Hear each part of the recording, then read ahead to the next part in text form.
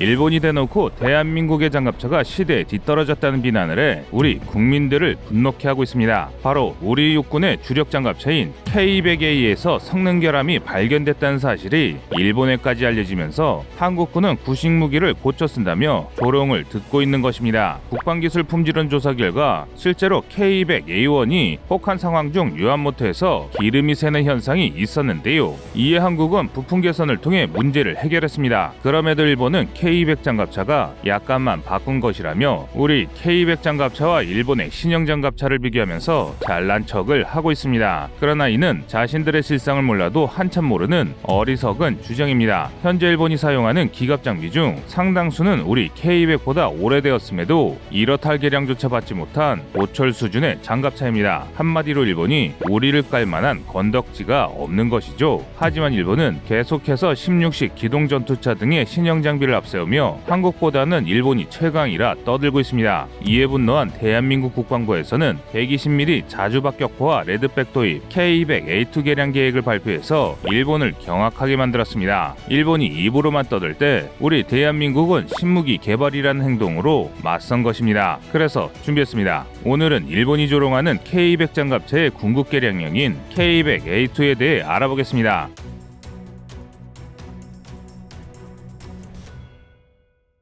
일본의 군사 전문가들은 예전부터 한국의 국방기술력을 상당히 낮춰보았습니다. 특히 국산 기갑 장비에 대한 무시가 상당했는데요. 제대로 된 자동차 기술도 없는 나라가 만든 기갑 장비는 볼 필요도 없는 낙제점 수준이라 본 것입니다. 그 대표적인 사례가 의외로 K2 전차를 꼽고 있습니다. K2 전차는 세계에서도 뛰어난 전차로 정평이 나 있는데도 불구하고 K2 전차의 파워팩 논란을 들먹이며 자신들의 10식 전차보다 K2 전차의 성능이 낮다는 망언을 하고 있습니다.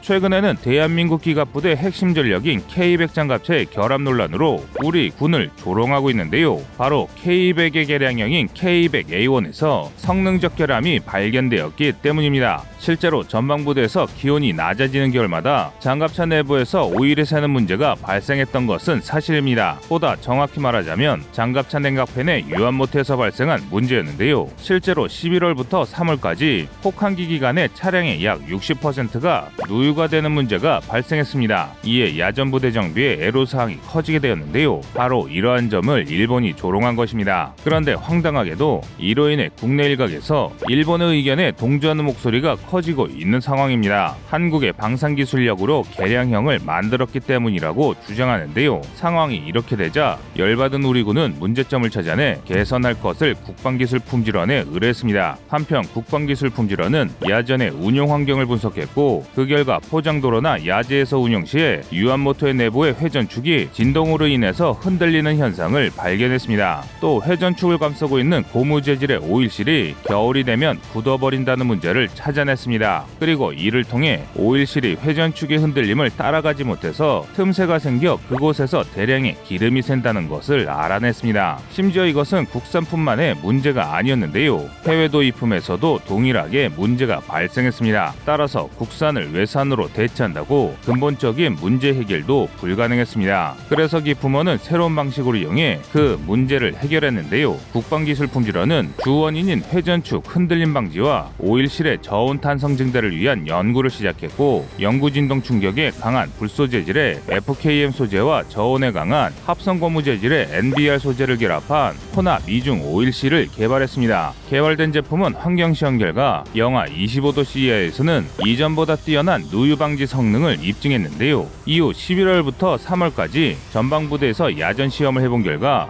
누유가 발생하지 않았고 에스토니아에 수출한 K200A1에도 동일한 성능 실험을 한 결과 누유를 막는 효과를 확인했습니다. 그래서 2019년 10월부터 군의 개선품을 보급 중에 있는데요. 국방기술품질원에 따르면 이 혼합 이중 오일실의 개발로 인해 연간 대략 4.7억 원 정도의 정비, 유지 비용이 절감되었습니다. 뿐만 아니라 120mm 자주박격포 등 K200A1을 사용하는 각종 파생 차량과 에스토니아 등에 수출한 물량에서 발생할 수 있었던 결함을 사전에 예방하는 효과를 내기도 했습니다. 이처럼 군사무기의 성능 결함이 발생하는 것은 것은 필연이나 마찬가지입니다. 물론 결함 없는 무기 체계를 개발하면 되지만 사실상 이런 문제는 세계 어느 나라도 공통적으로 발생하고 있습니다. 그래서 그 나라의 방위 산업이 얼마나 고도화됐는지를 평가하는 게 이런 문제를 어떻게 해결하는지가 아주 중요합니다. 당연히 우리 대한민국은 이 분야에서의 대응 능력은 세계적으로도 매우 우수합니다. 성능의 문제점을 깨닫자마자 문제의 원인을 찾아내 속전속결로 개선할 수 있는 나라는 정말 손에 꼽는 수준입니다. 하지만 딱 반대 예시라 할 만한 나라인 일본이 우리를 조롱했던 것입니다. 상당히 경직된 사회 구조를 가진 일본은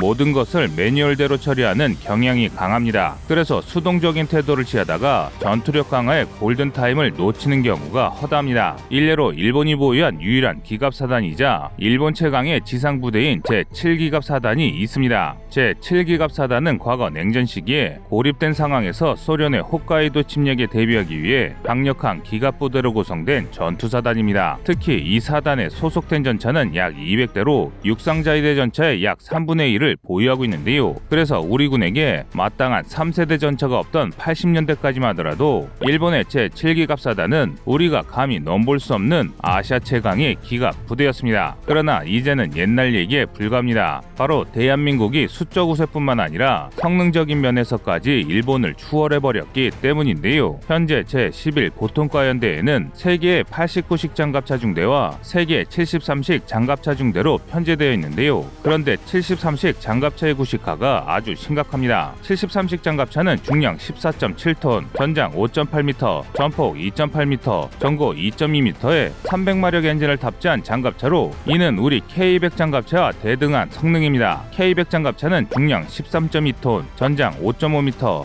전폭 2.8m, 전고 2.5m에 280마력 엔진을 탑재해 엔진 출력에서 73식 장갑차에 비해 약간 뒤떨어집니다. 상세 제원으로만 본다면 73식 장갑차가 한국의 장갑차보다 우수해 보이기도 하는데요. 하지만 일본의 73식 장갑차는 쓸모없는 고철 덩어리에 불과합니다. 바로 두 가지 치명적인 약점이 있기 때문입니다. 우선 장갑이 문제입니다. 전문가에 따르면 73식 장갑차는 스타나그 4569 레벨 1급입니다. 스타나그 4569는 장갑차의 방어 등급으로 레벨 1은 5.56mm 소총탄과 7.62mm 기관총탄까지의 방어력을 제공하는 등급입니다. 즉 경기관총까지의 방어력은 제공이 가능하지만 12.7mm 탄을 쓰는 K6 중기관총만 있어도 단박에 제압할 수 있다는 것이죠. 반면 K200 장갑차는 후면 장갑은 73식 장갑차와 동일하게 7.62mm 기관총탄을 보호하지만 전면 장갑은 12.7mm의 기관총까지 방어할 수 있습니다. 그러면서 중량은 오히려 1.5톤이나 가벼운데요. 이외에도 K200A1에는 부가 장갑을 장착하여 방어력을 높일 수 있습니다. 한마디로 한국 장갑차는 일본 장갑차 대비 훨씬 튼튼하면서 오히려 가볍게 만들었다는 것인데요. 또한 73식 장갑차는 1973년에 배치된 장갑차로 40년이 넘어가는 구식 장비입니다. 이렇게 긴 시간 동안 장비를 사용하면서 단 한 번의 개량도 없이 지속적으로 운영하고 있어 일본의 방산산업이 얼마나 구식화된 시스템으로 굴러가는지 알 수 있습니다. 물론 일본도 이런 수명의 문제점을 모르는 것은 아닙니다. 그러나 일본 특유의 조악한 군수 능력과 육상자위대의 예산 부족 문제 같은 여러 가지 한계로 인해 개선을 못하는 것이 현실입니다. 그래서 우리나라 장갑차의 성능을 깎아내리면서 자신들의 실상을 숨기려는 것이라고 많은 전문가들이 예측하고 있는데요. 반대로 우리나라는 K200을 1985년 도입 이후 1990년대 1차 개량과 유지 보수를 했고 최근에는 K200A1으로 전면 개량을 진행 중입니다. 우선 K200A1의 엔진을 기존 280마력에서 70마력 더 강한 350마력의 엔진으로 교체해 기동성을 강화했습니다. 뿐만 아니라 자동 변속기 도입, 무한궤도 내구성 강화, 구조종수 큐폴라의 방탄판 증설 등 각종 장치까지 개량해 능력을 확대시켰습니다. 이에 그치지 않고 우리나라 최강의 장갑차인 K21 개량형과 레드백 장갑차의 도입을 추진하고 있습니다. 이와 더불어 동시에 부족분을 메우기 위해 K200 장갑차의 완전 개량형인 K200A2 장갑차의 도입을 추진 중입니다. 전문가들의 의견에 따르면 K200A2는 AS21 레드백에서 사용됐던 첨단 기술이 적용될 예정이라고 전합니다. 우선 RCWS를 탑재합니다. 무인 포탑에 기관총을 장비해 장갑 차장의 생존성을 보장할 수 있습니다. 그리고 이에 더해 양압 장치를 탑재해서 화생방 방호 기능을 추가했고 K21 보병 전투 차량에 탑재된 자동 소화 장치를 탑재할 예정인데요. 이 중 자동 소화 장치의 경우 승무원실이나 엔진실에 화재가 발생하면 화재 감지기가 감지하여 승무원에게 경고와 동시에 0.25초 이내의 짧은 시간에 진압이 가능합니다. 이를 통해 탑승 장병들의 생존성이 크게 높아졌는데요. 이에 더해 탐지 능력과 기동성까지 크게 향상됐습니다. 열상 전망경을 통해 장갑차 내부에서도 불편함 없이 조종할 수 있으며 레드백의 특장점인 고무궤도를 채용할 예정입니다. 일체형 고무궤도인 CRT를 탑재하면 주행 소음이 감소하고 기동성이 높아지는 데다가 내구성도 늘어나고 무게도 철제 궤도의 절반 정도로 가볍기 때문에 연료 절감 효과까지 있는 여러 가지 장점이 있습니다. 심지어 레드백에서 도입된 디지털 전장관리 체계가 이식되어 네트워크 작전 환경 NCOE에서도 우수한 C4I 능력을 발휘할 수 있을 것으로 보입니다. 이러한 기본적인 성능 개선 외에 장갑도 추가로 개선될 수 있을 것으로 보이는데요. 바로 한국형 EAAK 장갑입니다. 이 장갑은 우리 대한민국 해병대 상륙 장갑차인 KAV-7A1에 탑재할 부가 장갑 키트인데요. 이 장갑을 추가로 장착할 경우 측후면도 중기관총인 14.5mm 총탄을 방어할 수 있고 155mm 고폭탄의 파편도 방어할 수 있다고 전문가들은 예측하고 있습니다. EAAK 장갑까지 K200A2 장갑차에 적용한다면 지금의 K200과는 전혀 다른 장갑차라고 할 수 있는데요. 현재 우리 대한민국 육군은 일본의 조롱에도 불구하고 K200A1 장갑차의 문제점을 빠르게 개선할 뿐만 아니라 성능 개량을 통해 미래에 걸맞는 최첨단 무기체계로 발전시키고 있습니다. 여러분의 생각은 어떠신가요? 시청자님의 의견을 댓글로 남겨주시기 바랍니다.